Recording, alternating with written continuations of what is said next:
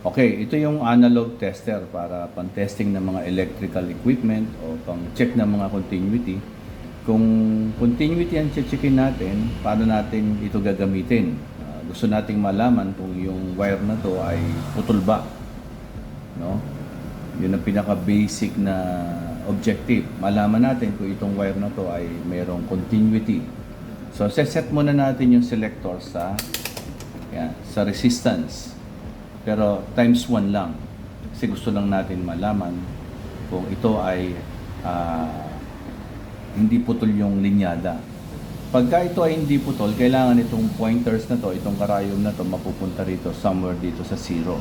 Ibig sabihin may continuity. Pero pag ito hindi nag-deflect, ibig sabihin putol yung wire. O kaya naman, hindi magka-match yung chinecheck ko. Checkin muna natin kung yung asan yung wire, alin yung wire na magkadugtong.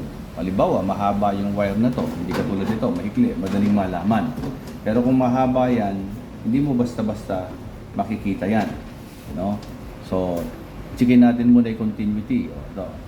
Lagay natin yung isang test probe dito, tapos dito naman sa kabila. So, yun. So, gumalaw siya, no? Kung gusto natin i-calibrate yan, ikot lang natin to. Iikot-ikot lang natin ito.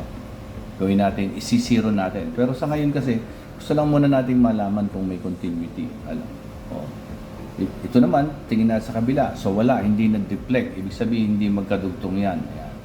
Pag yan nag-deflect parehas, ibig sabihin, pwedeng yung wire na to may problema sa loob. Pero ngayon, continuity lang muna. Ayan. O, isa naman, tingnan natin. So, yun. Ibig sabihin, okay yung wire na to. So, ganun lang paano gamitin yung tester sa continuity.